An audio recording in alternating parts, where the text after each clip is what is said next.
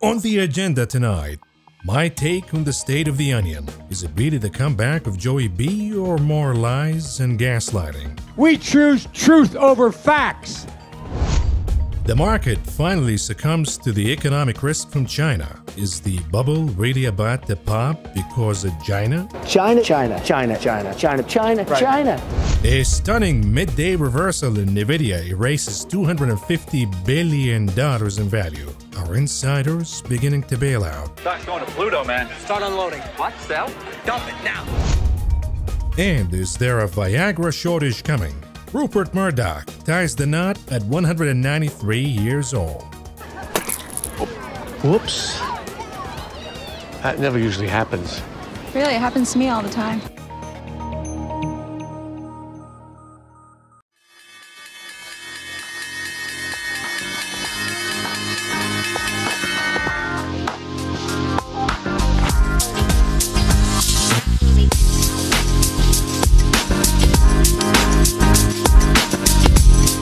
All right. Today is Sunday, the 10th of March. This is a recap for the stock market activities last week and an outlook for the week to come. And folks, I got a good one for you tonight. And if you're feeling bad, you know, the week was not so hot, so you're feeling down, just look at Rupert Murdoch. So long as you're alive and it still works, that's all what matters. But folks, I want to begin the show with the State of the Onion review because I was having a conversation with a nurse the other day, and she said, is there an impact to the stock market from the State of the Union speech? And I said, no, not really. It's a nothing burger. It's same old, more bullshitting. What's new? And she responded, but I thought State of the Union, important events like this have an impact on the stock market. Usually the market get upset or rallies higher. Really no reaction at all? I said no, what really matters is corporate earnings, sentiment, these kind of things, technicals, not really the State of the Union speech. And she was baffled. She wasn't really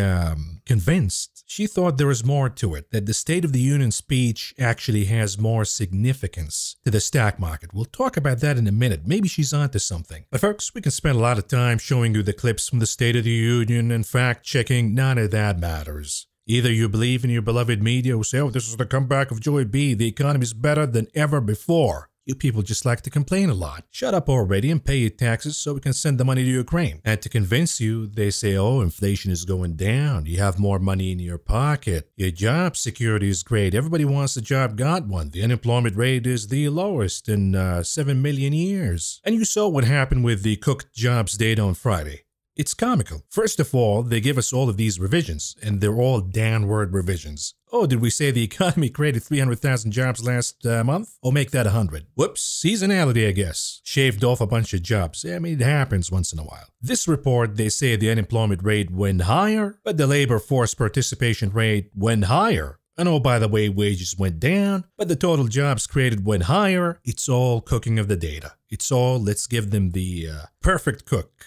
Medium rare, cool enough for the Fed to cut rates, and hot enough for the administration to brag about. The reality of the jobs market, the employment picture, who knows? All what I can say is I trust corporate earnings, what the executives are saying. I trust private companies doing the research. And when we look at the private data and companies' earnings, layoffs rise to the highest for any February since 2009. Layoffs are skyrocketing. We see, based on the macro data we get from the manufacturing PMI, the services PMI, that employment is slowing down. And company after company after company, as they announce their earnings, are also announcing layoffs. But it doesn't matter. Right now, the card is play Bidenomics, do the gaslighting, and see if it's going to stick. So far, it hasn't been sticking. But as the market continues to go higher and higher and higher, maybe folks will be convinced at some point that, yeah, maybe Bidenomics is working, even though I'm not really seeing it. And oh, by the way, my credit card debt is maxed out and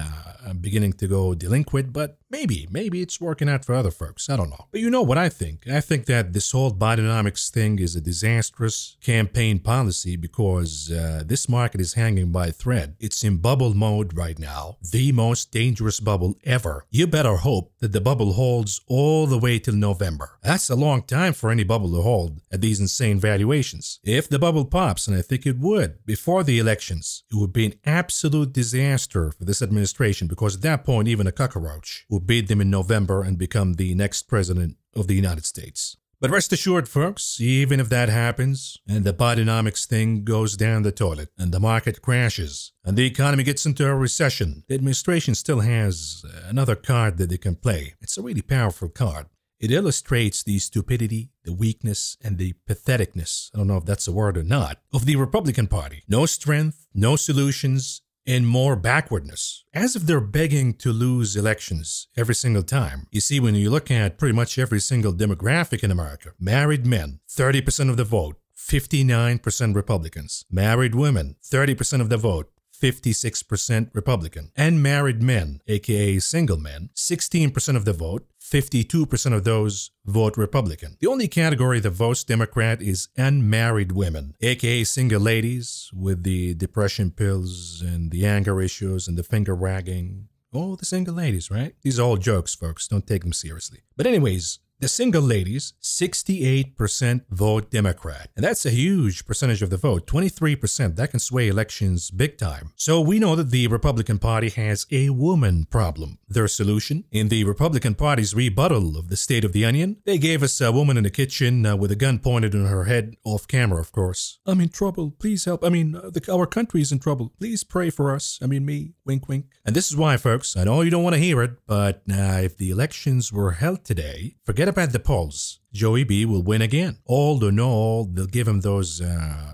Benjamin Button suppositories. One shot up your ass keeps you up for 3 days. You age in reverse. Can't buy those in the pharmacy though. Only available at the National Security Agency. But anyways, and not to mention, of course, some of the implants in the Republican Party. If it appears that Joey B is really losing, watch this. As we hit closer to November, one of those implants, Lindsey Graham or Mitt Romney, one of those, will come up with an issue that the Democrats will use to scare women into voting. You watch. Just like we've gotten back in the midterms election. Comes Lindsey Graham with, the abortion talk, and there goes the elections. Maybe you can figure that out on your own. I don't have to spell it out for you. But anyways, let's move on from the politics. Although the point I want to drive to here, we go back to the question by the nurse. Really? The State of the Union has no impact on the stock market at all? Well, maybe. This State of the Union speech was the top of the market. Why do we say that? You saw what happened on Friday, the stunning reversal in NVIDIA midday, erasing about $250 billion in value, as if it was a video game. Yeah, $250 billion gone. Then we add it the next day, then we take it out the day after. What's $2 trillion between friends? But again, what if this is the top of the market, the State of the Union speech? Why would that be? Was something that Joey B said. Here's the headline. President Biden has a warning for the corporate world. Get ready for higher taxes and forget about that private jet loophole. Now, I do agree about the private jet loophole. That should have been closed a long time ago. When it comes to higher taxes for corporations, though, what is that going to do? Reduce their margins. We cover earnings after earnings all the time. If you charge corporations more tax, their margins will go down, their stocks will go down.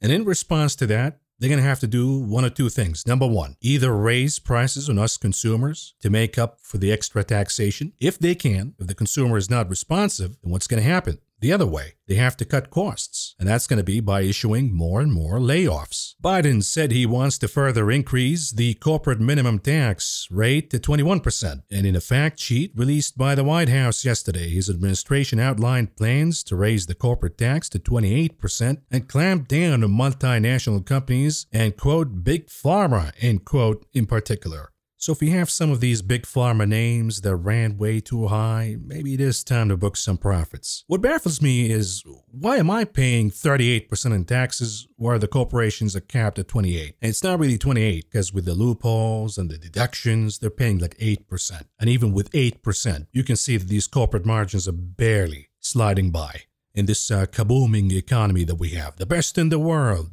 he says. But anyhow, folks, let me know what you think. Was the State of the Union speech really that important? Was it really the market top? Let us know in the comments. All I know is I want to move on to the issue of China, because it appears, and we talked about this in this program numerous times before, you cannot ignore the risk coming out of China. China's too big to fail. It was a source of deflation for decades, and deflation means lower cost for U.S. companies with the cheap labor in China. It was also a source of growth. Our companies can sell their shit in China and make a lot of money. And this was a huge part of the bull market that began in the aftermath of the GFC. You can't take that away and see no consequence at all. The only thing keeping the market alive is delusion, but is reality now coming back in the picture as we realize that China is a huge risk, too big to fail, and if we lose China, we lose the expansion in corporate margins, the easy money days. And it's not only that, folks, that, oh, China is weaker, if they issue a stimulus, everything will be back on track.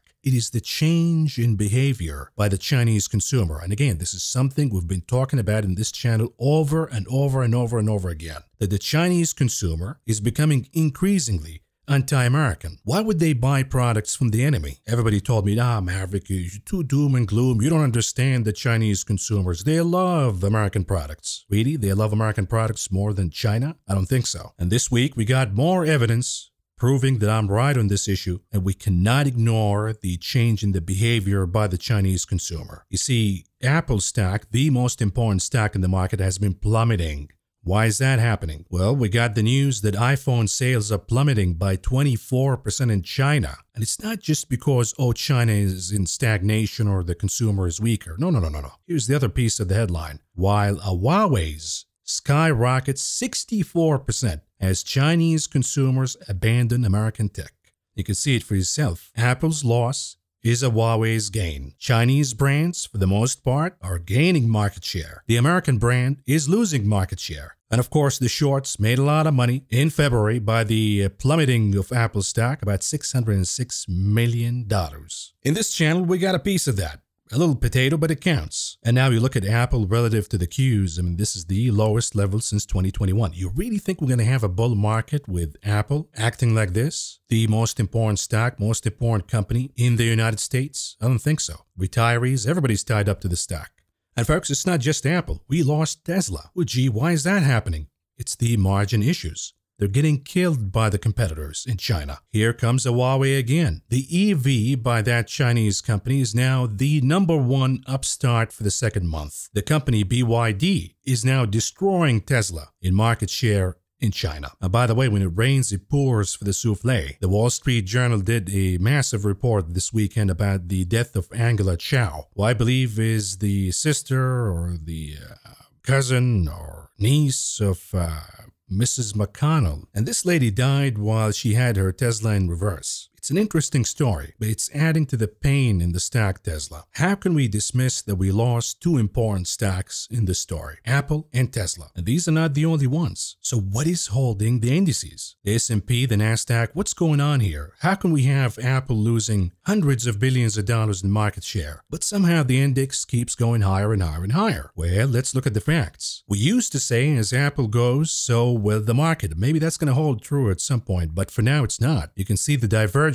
between the SPX and Apple in orange. Apple goes down, the S&P 500 keeps going higher. So even the huge weight of Apple is not able to drag the market down. Well, gee, maybe Google is doing pretty good. Well, here's Google in white. You can see that we're losing Google too. And that's been going down, but the index keeps going higher. When we look at Amazon or Meta, they've been flattish for a while. After the massive gains from earnings, they just stalled. Tesla's not participating. Microsoft stalled too, so who's been pushing the index higher? If you said NVIDIA, you got it right. You plug in NVIDIA in green, here it is. And it explains everything. In other words, all of these memes that you see in social media with, oh, NVIDIA holding the entirety of the economy, that's true. We're talking about a company with $20 billion in profits, but it's valued at $2 trillion plus, almost $3 trillion now. What happens when NVIDIA comes down? I think you know the answer. The whole thing goes kaput. The best hope is somehow NVIDIA corrects, but at the same time, we see Apple and Google coming back along with Tesla. If that happens, then the index will be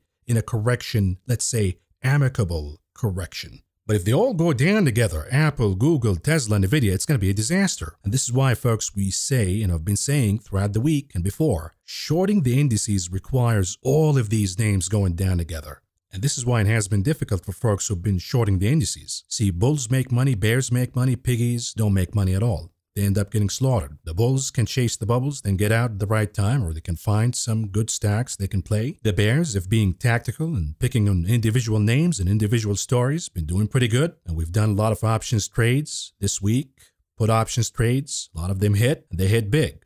If you're getting tactical, in, out, hello, goodbye, you're making a lot of money. The only folks going to get slaughtered in this are the piggies. The ones waiting for the moon or for the trash. And greed is about to be punished, folks, if it is indeed the beginning of the end of the rally in NVIDIA. See, what we got on Friday was a stunning reversal. A drop of over 11% top to bottom in NVIDIA's stock midday, erasing about $250 billion in a couple of hours, never seen before in the stock market. This magnitude of loss in a couple of hours. And everybody's just pretending that this is okay, this is just regular market functioning. You gotta remember that in this channel, we showed you that bubbles usually pop for the silliest reasons. Usually reasons nobody really anticipated. They're explained later when we see the results. Oh, costs are going higher, so margins are now shrinking. Got it. But usually the top and the reversal happens before you get the facts. Somebody spots it ahead of time and they begin to cash out. One of these problems that the insiders might be spotting, besides the obvious, which is the increase of supply, the end of double ordering in NVIDIA, the loss of pricing power, the increase in cost, all of these the obvious reasons. But what if the insiders are spotting the problem that we just talked about, which is China? Can we really have an expansion in valuations in the chip sector of the stock market with this kind of insanity that we're seeing without sales to China? Can Microsoft, Meta, Amazon, Oracle substitute the purchasing power of China? Is that really sustainable, or at some point would Microsoft begin to worry about their own margins and cut costs? If that happens, then who's going to substitute their purchasing power without China? Maybe that reality is finally hitting. And we got a lot of problems, folks. This country is now in an economic Cold War against China. This economic Cold War is heating up, and the chip industry, the chip sector, is at the heart of this Cold War. The United States wants to restrict this new chip technology from being exported to China. Now, we can argue about the national security reasons and the economic security reasons, all granted, but at the end of the day, from a tangible financial point of view, no sales to China means that these companies will suffer, and they're being extremely overvalued because their market share has now shrunk. They can only sell to U.S. companies and other, quote, allies, end quote, not so much to the largest consumer in the world, the Chinese market. Last year, we got the news that Applied Materials is under U.S. criminal probe for shipments to China's SMIC. This is Supermicro Computers, another stock in a bubble in a mania, which should be shorted with both hands, because the crash in this stock will be one of the most epic crashes you've ever seen in your life. And this year, we got another update on this problem. Applied Materials received new subpoenas on China shipments. So it's not going to go away, even though the company says, yeah, it's all right, it's taken care of. The government says, no, we are serious about this. NVIDIA, AMD, AMAT, Lam, all of you. No more advanced equipment to China. No more advanced chips to any China-related entity. And that brings the issue of the spy company that we have here in the US called Supermicro Computers, the ticker SMIC. Now we got the news this week that the United States is not only urging US companies, chip manufacturers, to avoid selling equipment and chips to China, but also urging chip companies from allied countries to impose restrictions on shipping to China. The US wants Japanese companies to limit exports to China of specialized chemicals required for chip making, including photoresist, the report said, citing people familiar with the matter. Washington is also pressing the Netherlands to stop semiconductor equipment maker ASML from servicing and repairing chip-making equipment for Chinese clients bought before limits on sales of those devices were put in place this year. And the result, ASML now wants to leave the Netherlands. They want to be registered in the Virgin Islands or the Cayman Islands just to be able to sell some chips and advanced equipment to China. That's never going to happen because we own the Netherlands. You know, this whole NATO thing, you thought that's all about, oh, protecting us from Putin. No. It's all about economic control, baby. We say, hey, Netherlands, follow or else. Germany, follow or else. They have no other choice but submit and follow. So the company is now moving away from the Netherlands. Otherwise, we're going to destroy it. And this problem is getting serious, folks. And now it's about to impact Supermicro Computer, SMIC. Why? Because Huawei used this company to make advanced chips that are using right now to beat US companies in China. SMIC used technology from California's Applied Materials and Lam Research to develop an advanced 7-nanometer chip for Huawei last year, the report said on Thursday, adding that SMIC obtained the American machinery before the U.S. banned such sales to China in October 22. Now, in the gray zone is the company Taiwan Semi. What do we do with this company? It is a Taiwanese company, but it manufactures chips for Chinese companies too. Well, increasingly, it appears that the administration is now coming, not just the administration, by the way, the entirety of the American government is coming to a realization that China is going to take over Taiwan. It's just a matter of when, not if. And we're not going to be able to do anything about it, despite the tough talk. How do we rescue the crown jewel, what we really care about when it comes to Taiwan, which is this company, Taiwan Semi? How about pump it with billions of dollars of U.S. taxpayer money and move it to U.S. territories? And in effect, the company becomes an American company. And if China invades Taiwan, who gives a shit? The company already moved here. And this is why Taiwan keeps winning more and more grants, the latest $5 billion from the U.S. government, aka the taxpayer, to build more and more chip plants and technology in the U.S. See, China this week came out with budget plans. Oh, we're going to do this and that in the deficit. We're going to spend more in defense. So the Cold War is now heating up. But they also took off the peaceful reunification reference to Taiwan. They took that out, which means you put two and two together, raising defense spending by 7.2%, taking the peaceful reunification reference out. Doesn't take a genius that China will invade Taiwan really soon. And the way China is going to do it, it will be a surprise attack, and it'll be swift and fast, so we don't have the time to respond. And in no time, Taiwan will be under China. So fast to the point where we can't even wrap our heads around it. So what is the hedge against this scenario? Take out Taiwan Semi. It becomes an American company, and that's what we're doing right now. But all of this economic Cold War between the U.S. and China, what do you think the result would be? Can we really continue to expand the valuations of chip manufacturers and chip designers toward insanity, bubble territories like we've never seen before? Will we have this dynamic playing out? Maybe it is time for rationale. Maybe it is time to sober up a little bit. Understand the risks of inflating all of these bubbles when there are no fundamentals that could support them in a sustainable way. And perhaps that explains why insiders are dumping stock like crazy. And for this, we bring back the segment we call Big Dumpers.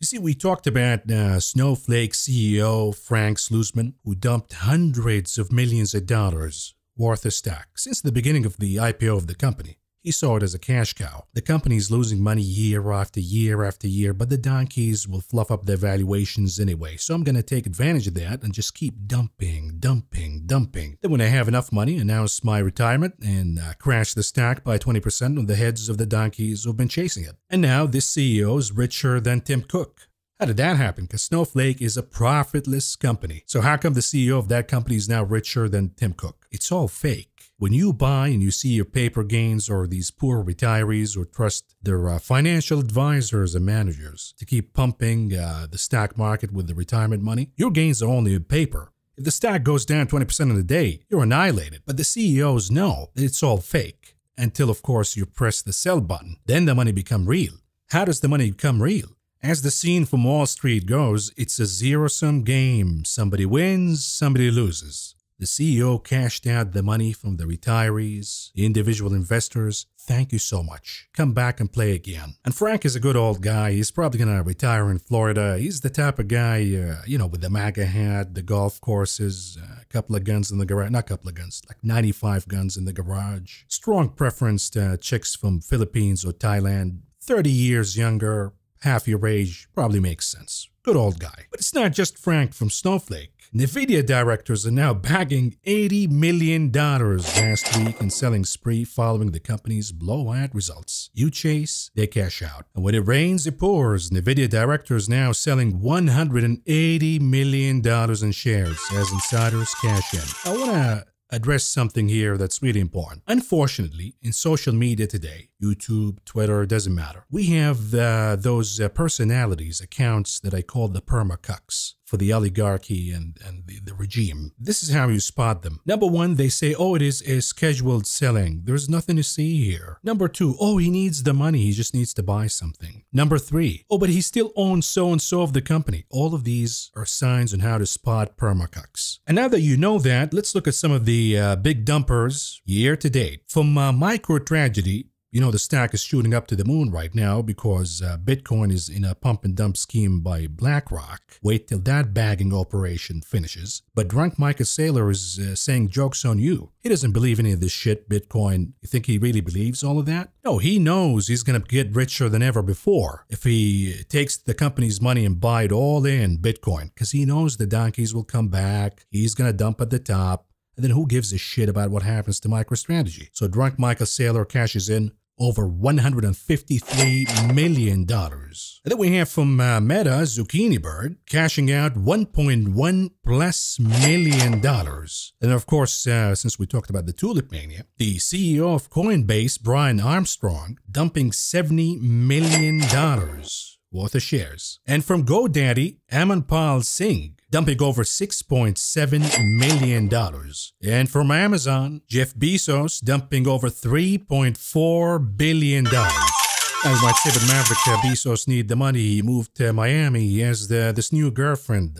God bless, of course. He needs to throw parties and buy stuff, so he needs all of these billions of dollars. Okay, what about CEO Andy Jassy dumping over $21 million worth of shares? Then, of course, we got from Salesforce, Ohana. He loves the employees. He cares about everybody. But maybe he cares about himself more than anything, really. Dumping over $195 million year to date. Then he got from Elf Beauty, Amini Tarag, dumping over $22 million worth of shares. And by the way, look at that chart. That chart looks ugly. So if you got lucky in that stack, maybe this time to bag with the executives. And of course, the stack of Dell shot up higher, and now the managers coming out of CNBC and saying, oh, we got to buy Dell. It's AI, their servers are going to grow, and yada, yada, yada. Well, the CEO, Michael Dell, dumping over $146 million worth of shares. And pharmaceutical company AbbVie, Richard Timothy, dumping over $20 million worth of shares. Now, I do own AbbVie shares. I'm dumping with the CEO. In, out, hello, goodbye, thank you so much. Let somebody else hold the bag. And we have Netflix. Founder Reed Hastings dumping $35 million worth of shares year to date. But you know, these poor guys, they need the money. They got expenses too, right? Doesn't mean anything about these companies. Doesn't mean anything about the market. Just buy the dip. Okay. Then we have the Tulip Mania. It looks as another bagging operation. So you see that Grayscale ETF, for example, lost over $9.5 billion worth of flows. Well, gee, where did these flows go to? Well, how about the BlackRock ETF? So it's just a transfer of money, more flows into BlackRock, and BlackRock is buying some Bitcoin, so the price goes higher. When BlackRock is done buying, they dump, they cash out, and they leave you holding the bag. And then they say, does Bitcoin Satoshi Nakamoto have a dead man switch? See, a lot of folks keep saying, why don't you just embrace Bitcoin, Maverick? It's a jungle. It's a tulip market. One day you're making money, next day your money got transferred to Kim Jong-un. And now we got a dead man switch here. I say Bitcoin was created by the national intelligence agencies. How about no thanks? And oh, by the way, all of this Bitcoin mining is devouring energy at a record pace. And folks say, oh, you got to short energy. Really? You look at this mania. You think the government is not going to tax Bitcoin mining at some point to save the environment? Think again, buddy. And this is why the miners, they know what's happening here. So you retail investors are stampeding buying these miners. They're dumping shares. They're cashing out. They know it's over. They know with the BlackRock ETF, it's going to eat them alive. Bitcoin is now BlackRock's game. They manipulate it however they may. And if you think BlackRock has your interest in mind, well, I got a bridge to sell you. And speaking of bridges, let's bridge this conversation with the action that we got from the market last week. And we begin with the closing of the indices on Friday. And here we go.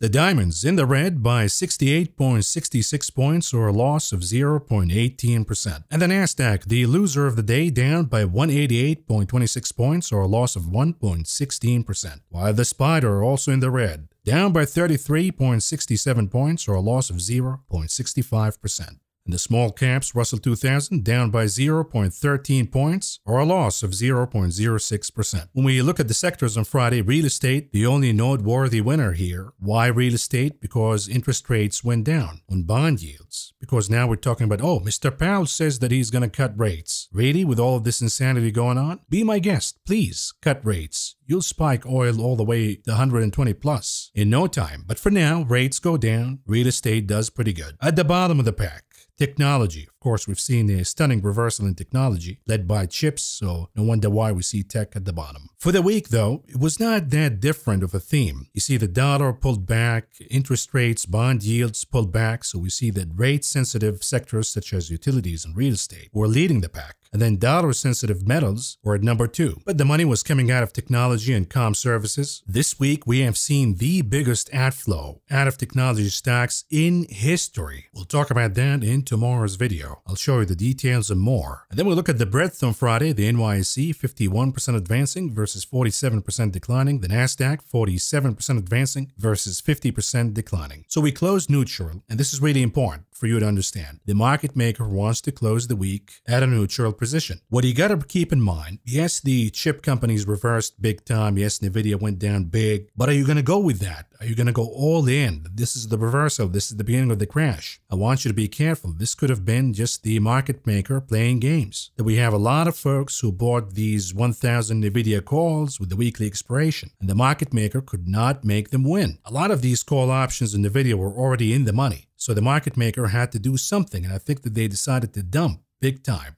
on Friday to neutralize the market into 50-50. And now we got it, as close as it can be. Moving on to commodities, what do we see here? On Friday, we've seen energy pulling back. The market reacted as maybe we're getting slower economic news. Confusing, sure, but wages are not going higher according to the government cooks. We see the unemployment rate moving higher according to the cooks, but somehow we're creating more jobs and the labor force participation rate went higher. Confusing data, but the response by the energy market was to go down, taking a recession hint from it. So we see the WTI Brent down by about 1%, gasoline RBOB down about 1.25%, and then diesel with a correction of about 2.5%, natural gas down about 0.5 percentage point. We've also seen steep pullbacks in softs like cotton down about 4%, OJ down a little over 2.5%, and then we have coffee futures down almost 4% on Friday. Adding to the recession speculation, we see that gold and silver have been outperforming in a big way. These are the defensive metals.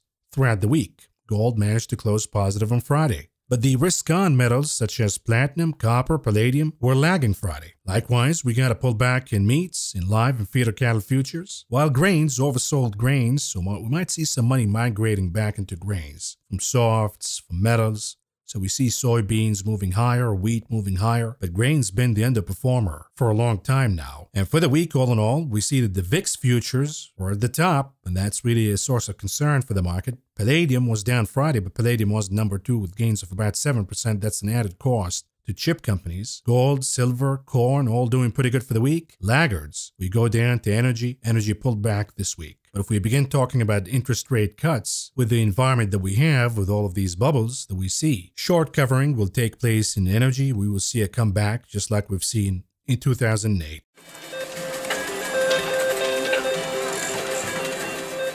Moving on to the options market, the big casino, what do we see here? The volume moved higher on Friday, options expiration, a lot of calls were in the money, a lot of speculation by the end of the week. You see traders who wait till Thursday or Friday to do those zero DTEs. They got slaughtered on Friday's session. They bought the zero DTEs in a big way for Nvidia 1000. They got killed by the end of the day. They did the same for Tesla, AMD, but the market maker was waiting for that. Thank you so much. I'll take the money. You take the loss. We did the 1,000 Nvidia calls earlier in the week, but it's a no-brainer when you have a contract that makes a lot of money, 300, 400, at this point, 800, 900, even 1,000% worth of gains. Do you really want to stretch it all the way to the end of the week when you have all of the technicals blowing up overbought? Well, that's greed. Like we said, bulls make money, bears make money. Greedy pigs get slaughtered, and this was the lesson from Friday. If we look at the inflows summary for Friday's session, we see that Tesla caught the most bullish, then CMI, BABA, Palo Alto, Snowflake. So we see a lot of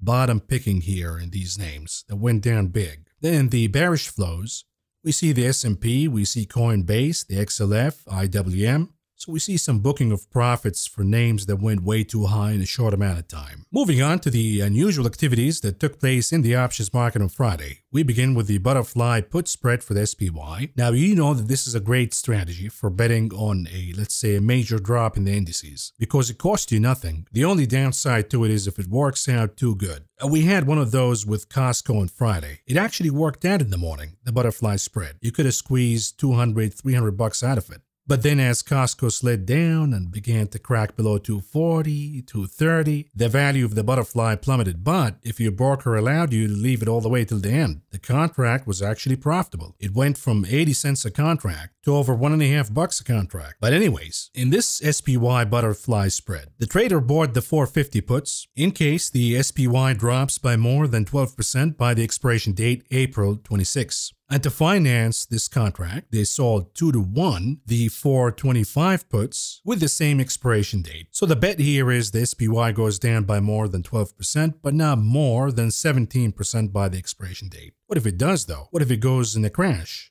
Over 20%. Now the traders sold 2-to-1 the 425 to the 450 that they bought. They have a liability. How to hedge against that? They bought the 400 puts, so that would appreciate in value if the SPY goes down below 425. So ideally for the trader, at the expiration date, the SPY is below 450, but not below 425. And if it is below 425, it's okay because they have the 400 that will hedge against that. The beauty of this structure is it costs you pretty much nothing, few cents a piece, if you're betting on a crash. But you don't want to spend a fortune betting on a crash. Then we have the trade for COIN Coinbase. The name is hot and somebody's betting for more action to come. Now bear in mind, it could be somebody who's holding COIN Coinbase and they're selling a covered call, the 295 contract, because they think that the stock has topped in the short run. But we have to read it from the buyer's perspective. Every trade has a buyer and a seller. Usually the buyer initiates the trade, so we do it from that perspective. Somebody bought the 295 calls for the expiration date March 15th. The expectations, the name will go higher and gain more than 15% by then. They paid about $5.50 a piece to enter this trade, all in all spending about $900,000. Then we have another parabolic stock, and GE out of all names. It's an autopilot flows, just keep pumping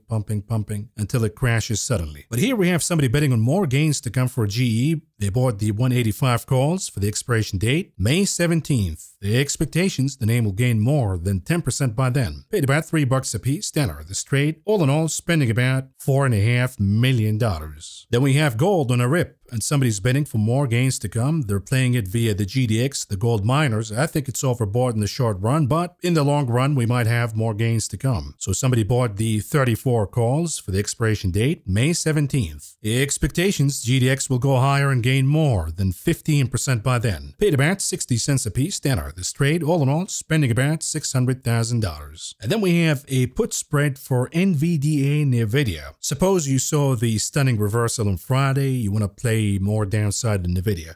This is a cheap way to do it, although I gave my viewers in Discord a cheaper way to do it via the SMH, but to each his own. If you're on the high roller table, you can play Nvidia. Of course, this is a really tight spread, so it is not really a high roller, it's cheap actually. But why not just go with an ETF that gives you the same exposure? Anyways, to each his own. Somebody bought the 795 puts and they sold the 790 for the expiration date April 5th. The expectations that Nvidia will go down by more than 9%, but not more than 9.75%. It's a really tight spread. You want Nvidia below 795, not below 790 though. They paid about $23 a piece for buying these 795 puts, and they received in credit about $21 a piece from selling the 790. All in all, the entry cost is down. I mean, it's not really that good of a trade, to be honest with you. It's down to $2 a piece, so you can flip $2 into 5. Maybe it makes sense that way, but I'd rather have better trades using ETFs with Nvidia exposure. Not to mention, of course, other chip companies. If Nvidia goes down, the rest of them will go down. AMD, AMAT, Taiwan, ARM, so you have a variety of choices here for the same play. Anyhow, let's move on to the heat map for Friday. You can see, right, you gotta be careful here, folks. A lot of you look at the action and they say, oh, I'm shorting the SPY, I'm shorting the Qs right now. Maybe you're right. Maybe this is the time for a real inclusive correction in the S&P. Maybe. But we've seen at least 9 of them fail since late October of last year. Why? Because it requires either, number one, an inclusive sell-off. You see the map all red. then you get a sell-off in the SPY, consistently so. You need to see it for a few days, a few weeks for the index to go down. Or you need to see the heavyweight names going down big, 2 to 3% in a single day, consistently so. Then you see the indices going down. And this is why it's really hard to bet against the index. In this case, the S&P 500, because you got only 2 scenarios where it goes down. And on Friday, you got one of those scenarios. You got the heavyweights in the chips, Nvidia, Broadcom, Taiwan. I mean, Nvidia down 5.5%. That's a $2.7 trillion company now. Huge loss. Then you look at the ASML, AMAT, Lam, all down big. You got Microsoft down a bit. You got Amazon down a bit. You got Tesla down about 2%. You got some of the software names down like Oracle, Palo Alto, Snowflake. You got Meta down about 1.25%. You got the Ozempic Mania, Eli Lilly, NVO down. You got Costco down over 7.5%. You got some industrials down, some metals down. You add it all together, the indices succumbed under the weight of these names going down. But be careful here, because banks were in the green, a lot of cyclicals were in the green, a lot of industrials were in the green, utilities, real estate, some energy, and healthcare were in the green. And 2 biggies, be careful now, 2 biggies, Apple and Google were in the green. What if we see a correction in the chips, but then we see Apple and Google going higher, and it evens out, and now the indices flattish, they're slightly in the green, because besides Google and Apple, you got Amazon working out a little bit, maybe Tesla rebounding a little bit, maybe some of the healthcare, retail, utilities, small caps doing okay, and then the index holds. So you have to be surgical on your counter trend bets. And if you've been following me, my play has been really surgical, picking certain names, certain sectors for corrections, in, out, hello, goodbye. Of course, we have signs that this could be the one. And when I talk about signs, it's the VIX. So we'll talk about that in the charts analysis, but let's contrast the picture right here with the weekly heat map, and there it is. You'll see that the correction began with the big caps such as Microsoft, Apple, Amazon, Google, Tesla, but the chips for the most part held up pretty good. Nvidia, Taiwan, Qualcomm. You got 2 names went down. ARM, SoftBank is about to dump. Then you got Broadcom down because of earnings. I think something happened on Friday because we got earnings from Marvell, that was down. We got earnings from Broadcom, that was down. Sprinkle a little bit of market maker action, and you have the chips down big. Now that we've seen the big caps going down earlier in the week, then we've seen chips joining. And by the way, the Ozempic Mania also joining on Friday. Will that dynamic hold? If it does, then the indices will go down. No doubt about it. But if one of these 3, chips, big caps, or Ozempic Mania, begins to outperform in a big way, of course the Ozempic Mania is a lot smaller than the previous 2, but usually you'll see the Ozempic Mania performing with one of the big guys, Amazon or Meta or Google, and that would be good enough. But if we see the 3 going down consistently, then the indices will go down, no doubt about it. At the same time, the question becomes, if you're bullish the stock market, can you play other corners? Are metals now catching a bid? Utilities? Energy maybe. Some of the other value healthcare names been doing pretty good. How about financials? I'm skeptical about financials, but again, there are corners for everybody who wants to play, be it bullish or bearish, there are corners where you can play that game. But the indices all in all, I don't think we're there yet, but we have to look at the VIX in a minute. Before we do that, here's the weekly heat map for the ETFs. You can see that the crypto ETFs did pretty good. You can see that all the way till the end of the week. Large cap growth was actually in the green, but because of Friday action, we see the IWF VUG down, underperforming the value, mid caps, and small caps. Now, when we do the surgical analysis of why large cap growth went down for the week, all in all, did it come from the chips, really? Look at the SMH, that's up 2% for the week. Look at the equal weight SOXS, not really equal, but as equal as you can get. That's also positive for the week. And the reason is Nvidia, still for the week, up big. So the problem in large cap growth came from the big cap technology stocks. Apple, Microsoft, Alphabet. If these names don't recover next week, and then we see the chip names continuing to go down, oh, it will get really ugly for the large cap growth ETFs. It will get really ugly for the indices, SPY and the Qs. But then again, other corners of the market are still working okay. Maybe defensive in this case. You look at gold, GLD, silver, SLV, gold miners, GDX, those are up big for the week.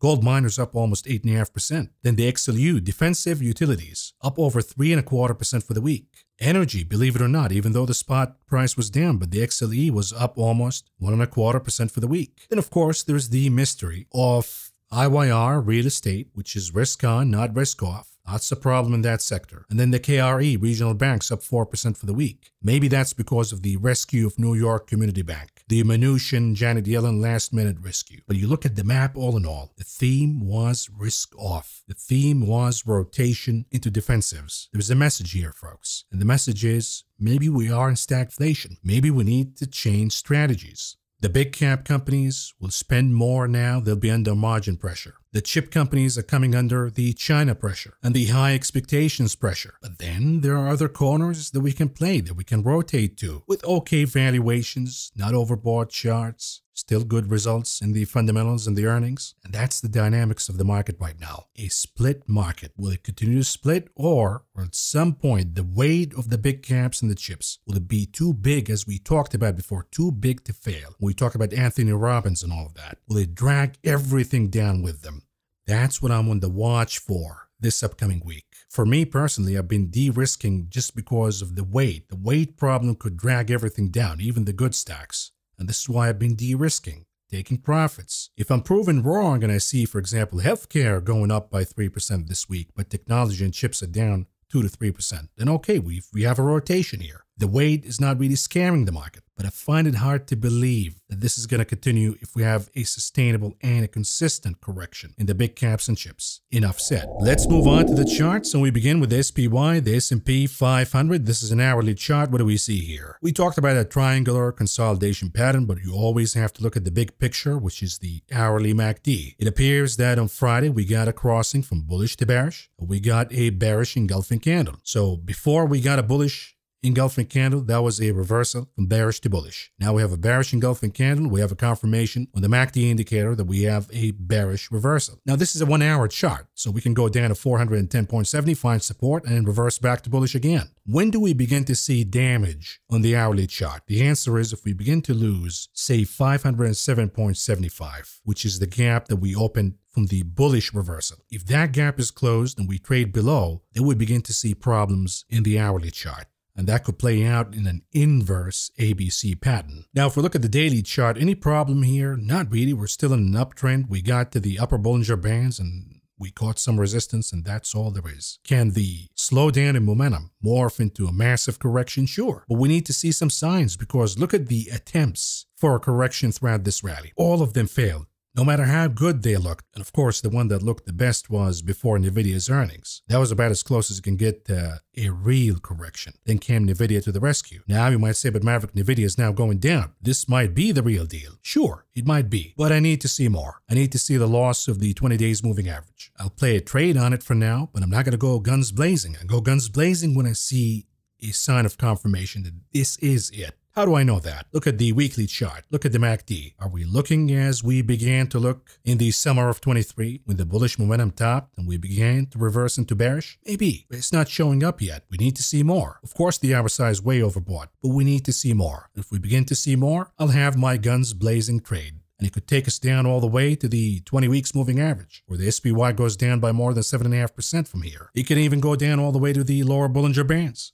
At that point, it could be a correction of about 17% or so in the extreme scenario. I'll be ready for that when I see more signs. That could happen as soon as this week we have the CPI. That could change everything, folks, but one step at a time. We'll look at the E-mini futures hourly chart. Can we see anything here? We got the gap because of the update of the contract. See, last time we got a bearish engulfing candle. We flushed down a little bit of a correction, intraday correction. Now the question becomes, are we seeing another bearish engulfing candle? And how far can we go in a correction? The obvious destination, of course, becomes the gap. But then again, you look at the daily chart. Here it is with the gap outside of the Bollinger Bands. An obvious rejection sign, an obvious short when you go outside of the upper Bollinger Bands in a continuous S&P chart. But then adjust the chart, let go of the gap and the update of the contract. Now all we see is just we got to the upper Bollinger Bands.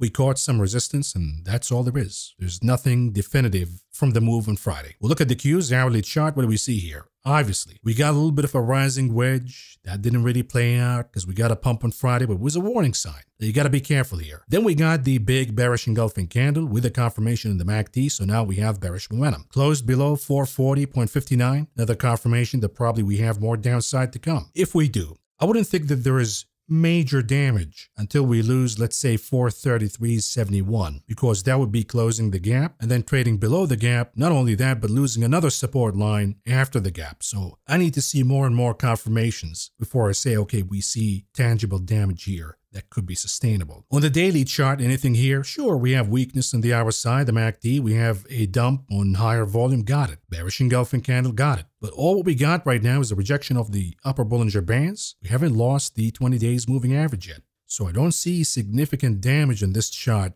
at least yet. How do we know when we go guns blazing, shorting the Qs? You look at the RSI and the MACD of the weekly chart. Are we beginning to look as we looked back in the summer of 23? Maybe we're getting there. Maybe in the Qs we're getting closer than the SPY. For the obvious reasons, it's the technology sectors, chips, and big caps that are going higher, taking us higher, and if they go down, they'll take us down. Is it worth exploring some short positions in the Qs? Yes. But do we have the confirmation for it? Not really. Do you wait till you get the red candles on the histogram before you do it? I think at that time it will be late. So you have to look at shorter time frames to make a rational prediction about what's going to happen in the weekly chart. For example, in the daily chart, if we lose the 20 days moving average, if we head down to the lower Bollinger Bands, on the hourly chart, if we're back at 421, then all of these are signs that yes, the weekly chart is going to flip. At that point, you don't even need to wait for that confirmation in the weekly because you've seen enough signs on the shorter time frames that will let you know that yes, the confirmation will happen. Just a matter of time. We're not seeing any of that yet, folks. Then you look at the NASDAQ futures daily chart. What do we see here? Retested the upper Bollinger Bands, and that's all there is. We got to pull back. Rejection, that's all there is. Bearish engulfing, sure. But did we lose the 20 moving average? No. Did we lose 18,121.5? No, we haven't lost anything here. We need to see more damage, folks. Then we'll look at the IWM small caps daily chart. What do we see here? Again, getting a little too excessive in the short run, getting outside of the Bollinger Bands.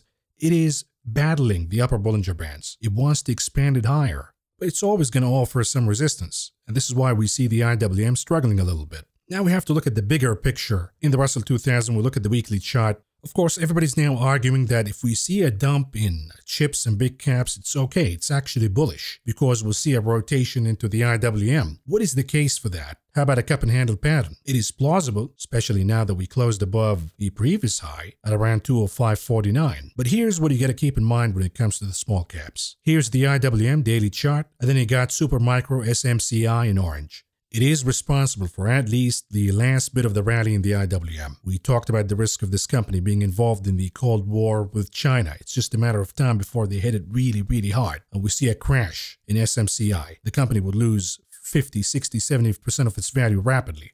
But more important to the small caps than Super Micro is the XBI, the biotech ETF. In white. This has been surging lately based on the speculation of M&A and the Tulip Mania. If you begin to see the XBI weakening, then probably the IWM will also be dragged down. So when we look at the XBI weekly chart, we had a bullish trade on it. It worked out beautifully, but now what do we see? Getting a little excessive on the weekly time frame. But has it turned into bearish yet? Not at all. Not until we lose 91.14. Otherwise, it could be just a pullback, overbought pullback. And then we see the XBI going higher again. For now, the chart is bullish. And it has a huge weighting in the small cap index. If it moves higher in a rotation of the bubble from big caps, chips into biotech, we're beginning to see some signs of that. Not sustainable signs, but at least some signs. If that happens, then sure, we will see a rotation to the IWM. But now you know why. What is the driver behind that? The Dixie, the dollar index. Of course, Jerome Powell throughout the week been talking about, oh, rate cuts are happening, folks. They're going to happen. It's in the bag.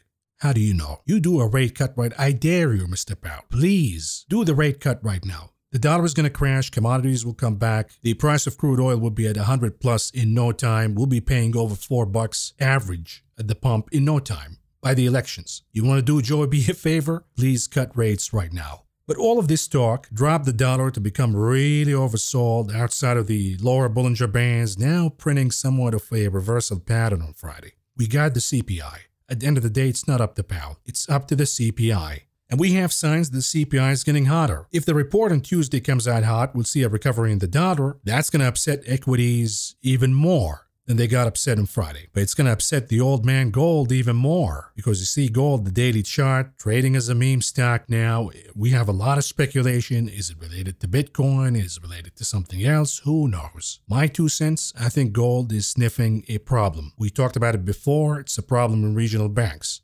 Well, we got New York Community Bank blowing up. Then came the Yellen-Mnuchin rescue. Gold is still trading higher. Is gold sniffing stagflation? Maybe that is the case. But let's see how gold is going to react if the dollar makes a big reversal to the upside. If it continues to hold, then that will be a significant sign of relative strength. Otherwise, the correlation should hold and we should see gold going down. So when we look at gold miners, GDX, outside of the boundaries of the Bollinger Bands, getting a little crazy because of the price of gold. If we have a reversal in gold, or at least a correction, then the GDX has a higher beta. It would be a better way to play a pullback in gold rather than, let's say, the GLD or gold futures. The same can be said about the SLV, the silver fund, a little too hot. At the boundaries of the upper Bollinger Bands, this expansion is bullish, but the test of the dollar hasn't been passed yet. I'd love to see how silver is going to hold when the dollar comes back after the CPI. If that is the case and silver holds, okay, we got it. It's here to stay. Otherwise, I think that silver and gold will reverse if the dollar comes back.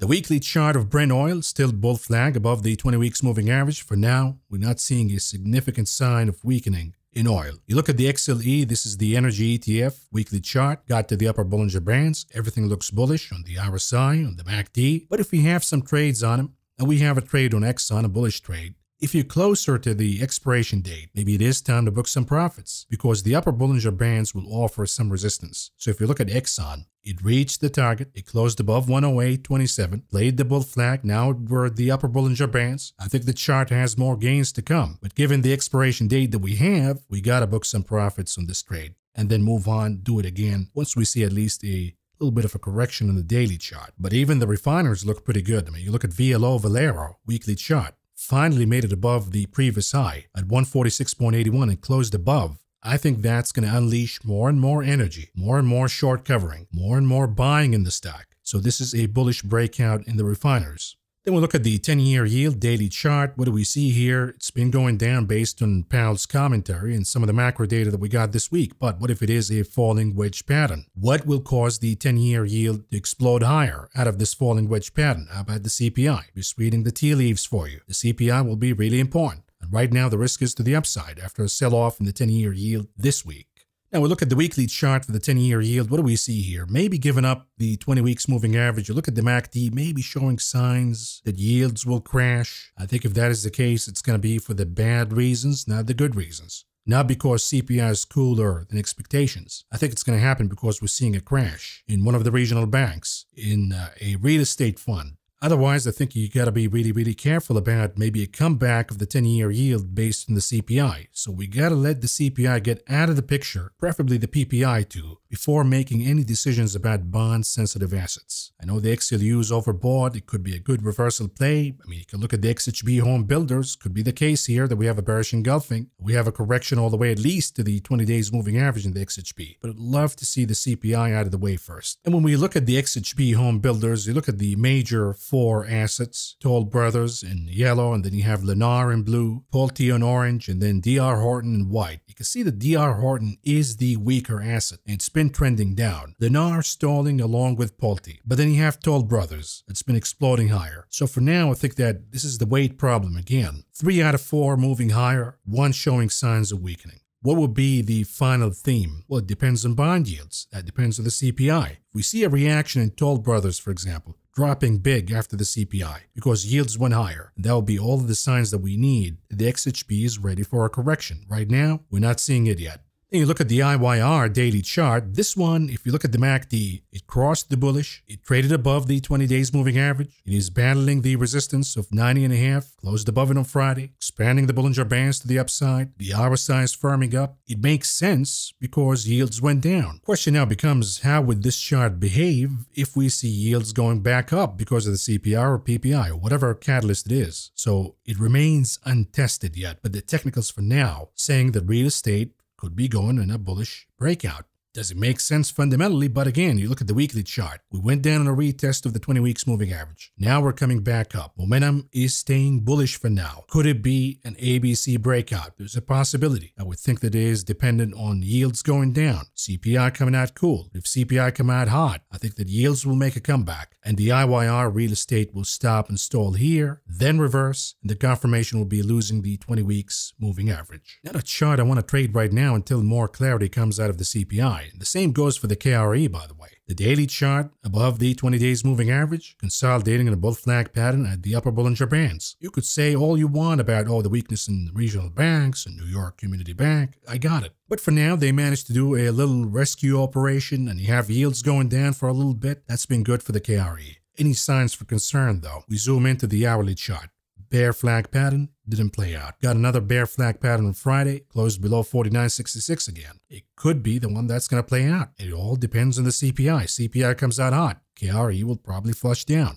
Then you look at the VIX and hourly chart. We talked about the bearish VIX, bullish market perspective, which is the double top and the bear flag. We got a drop below 14.13. Then we got a comeback midday. That was a bullish reversal in the VIX, bearish reversal in the market. We could see more where that came from. It could be an A, B, C breakout. Then you look at the weekly chart, the most important one for me. We have a closing above the 20 weeks moving average. Every time we got a closing above the 20 weeks moving average, we have seen the VIX putting in more gains in the following weeks. So this supports a correction in the indices and a surge in volatility. We look at the Big Kahuna Apple daily chart. What do we see here? A lot of folks, I've been guiding you. We got a short Apple when it was trading at the 180s. We got a nice trade out of it, but then folks want to jump too late to the game. Johnny come lately. Got to be careful. The chart is oversold. They got a falling wedge. Don't be the one who buys and then the short cover and they buy the stock to book gains on Friday. Well, this is exactly what happened. We've seen a breakout in Apple. Of course, it pulled back by the end of the day because of the weighting of chips coming down. Can you short Apple again at this point? I would say the risk is still here. We could see more shorts covering and booking their profits. You need to see some of that play out. You need to see Apple consolidate a little more before it opens the path for more downside. If we clean up the drawings and plug in the moving averages and the Bollinger Bands, you see the consolidation allowing the lower Bollinger Bands to expand. This is your test right now. You need to see this play out. If Apple fails to recover, we see the lower Bollinger Bands keep expanding, and that's going to open the path for more downside to come. And sure, we got a confirmation of the death cross between the 20 and 200 days moving averages, but you need to give it a little more time before you short it again. Does that mean you go long Apple at this point? Is it a buy the dip opportunity? I would say maybe an oversold rally, maybe an oversold bounce, not a rally, but bounce. But until we close the gap and we close above the gap, then you can't really be on the safe side buying this asset. On the weekly chart, we got what we've been looking for since the year began. Closing the gap above, then doing an inverse ABC all the way to the lower Bollinger Bands. We got it. Now what? Now the trade is locked. Either you caught it or not. You gotta wait for the daily Bollinger Bands to expand before you see more downside coming in the weekly chart. But then you look at other big camps such as Microsoft. In the weekly chart, this one is wide open. If you missed the correction in Apple, maybe we have a correction in Microsoft coming. You could play that one. For now, we see weakening in the RSI and the MACD. Maybe we can argue that this is a bear flag pattern. We'd love to see more signs, though. We'd love to see a loss of the 400 line on the daily, on the hourly chart before we were comfortable to say that, okay, we can go down to the 20 weeks moving average at least, or maybe make it all the way down a nasty correction to the lower Bollinger Bands. But we need to see the loss of 400 before we pull the trigger. You look at Google, again, got really oversold in the daily, reached the lower Bollinger Bands, then folks keep asking me, is it time to short Google? It is below the 200 days moving average. Yeah, but stocks usually rebound once they lose the 200 days moving average because there is always an attempt to reclimb the 200 days moving average. There are always shorts who want to cover and book profits. So you have to see another loss of the 200 days moving average before you get a confirmation. So we got a rebound out of Google on Friday. I would not dismiss it and say that it's done, it's going to go down again. You got to give it a little more time. If it loses 133.30 again, then okay, maybe we have more downside to come. But give it a little more time before you jump the gun. Now on the other side of the coin, is it time to buy Alphabet at this point? Not really. I'd love to see it closing above the 20 days moving average. Then I'll be interested. Give me something tangible here that the correction is over. But for now, I cannot trust it. Then you look at the weekly chart for Google below the 20 weeks moving average. If it wants to go further, it can all the way to the lower Bollinger Bands. That will be a drop of more than 8% from this point on. But for now, we need to see confirmations on the daily, folks, before we unlock a trade on Google. Amazon, Meta, still flattish, still not showing signs of weakness. Maybe that's about to come, but for now, we have no trades in Amazon or Meta. Then we'll look at Tesla, the souffle. What do we see here? Daily chart. We lost the 20 days moving average. That's a sign of weakness. We have bearish momentum in the MACD indicator. Bearish momentum, now negative divergence on the RSI. Vortex indicator is showing a crossing and a confirmation of bearish momentum. All bearish, bearish, bearish, bearish. The only good news is we have the support of the lower Bollinger Bands. But let's zoom into the hourly chart and see the damage. Right now, it appears that we have a bear flag pattern at about 175. We lose 175, it's going to be a major problem, folks, because you look at the weekly chart. Bear flag already playing out. You only got the lower Bollinger Bands to slow down the bleeding, but it's not going to prevent it. If we lose 175, I think the weekly chart is going to play out, and then the next support will be down at 152.37. After that comes the low from 22 at around 101.81. Then you look at the monthly chart. If we lose the 152.37 line, it will be confirmation that we have a head and shoulder. If we lose 101.81, it could be a dot-com crash like. You might not see the highs in Tesla, the 400 plus. For decades to come. Then we have NVIDIA. Now, we talked about how once it trades above 842, you gotta go with the 1000 calls. It showed a rising wedge pattern after that, and a lot of folks got scared and they booked their profits right away. That was okay. But then we got a bull flag pattern, followed by another bull flag pattern. And then we got a major gap higher on Friday. Okay, at this point, you're getting too greedy. You gotta book the profits from that trade, because what came thereafter is a massive bearish engulfing candle. And now we can argue that maybe this is a bear flag pattern. If it plays out, we have closing the gap at 860. After that, we have 824. If we lose 824, then we have tangible damage that we can work with. If we look at the daily chart, sure, it is a bearish engulfing candle with higher volume, classic reversal. But you gotta be skeptical too. What if it is just market maker action on Friday? The aggregate demand for NVIDIA is still way too high. So you have to approach it from that perspective. That way you always be on check, rather than going crazy. Okay, now NVIDIA is crashing, let's buy the 300 puts, and then you lose money again. Or let's short it right now without buying any calls, without having any hedging strategy. Then we see a rebound and NVIDIA goes to 1000 anyways. It's a step, it is a sign awaiting more confirmation. You look at AMD hourly chart, again, bearish engulfing. We lost 210.79 again, got a bear flag pattern. But mind you, we had two bearish patterns that did not play out. Rising wedge and a head and shoulder. So again, you got to be skeptical. Do I have puts in AMD? Did I sell my position? Yes. But I'm also aware that it could be just a one-day wonder. I need to see the loss of at least 195.42 before I get more confirmations that okay, now it's time to get more aggressive in the short side. Look at the daily chart. An inverse hammer candle. Sure, we talked about these indecision dojis as a warning sign that somebody's going to pull the trigger here. If no buyers are showing up, then a seller is going to show up and dump it big. And now we're back within the Bollinger Bands, higher than average volume, reversals showing up, beginning signs at least, in the RSI and MACD. If we get a confirmation, we lose 195.42 in the hourly chart. Then we still have plenty of meat in the bone to chew on, because we can go down to the 20 days moving average at around 185. That would be a downside from this point on of about 10.5%. And after that, we can go down to the lower Bollinger Bands. Now, what about tulips? Bitcoin, what do we see here? Got somewhat of a bearish engulfing candle, not a decisive one though, as we see in NVIDIA, for example. So now we see the Bitcoin floating higher little by little by little under low volume. But that 70,000 is what a lot of folks are marking their book profit target as. That could be a point of pressure that could produce another flush down. I think there is another seller showing up here in Bitcoin. Could be as soon as this week. And of course, if Bitcoin goes down, then the other assets such as the ETFs will go down with it, such as Coinbase, such as MicroStrategy will go down. But the weakness has been more visible in the miners, names like Mara, for example, Marathon Digital Holdings. It's been going down as Bitcoin been surging. And Friday, we've seen some short covering, profit booking. Didn't last though. Couldn't close above 23.78.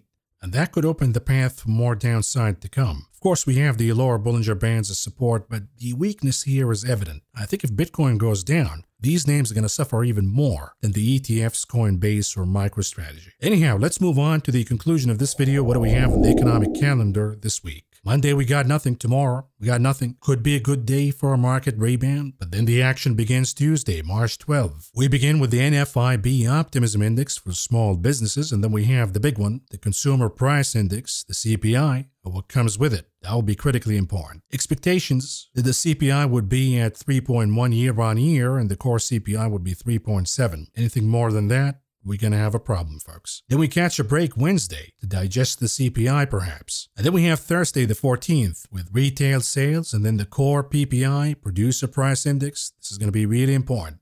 And then on top of that, we have initial jobless claims and business inventories. And lastly, Friday the 15th, the action continues with the Empire Manufacturing Survey. On top of the Import Price Index, industrial production, capacity utilization, and the preliminary reading of consumer sentiment. Lots of action coming. We're going to cover it all. And folks, if you enjoyed the show, please help us out by pressing the like button, subscribing, leaving a nice comment, considering becoming a member here on YouTube or better yet on Patreon so you don't have to pay the big guy.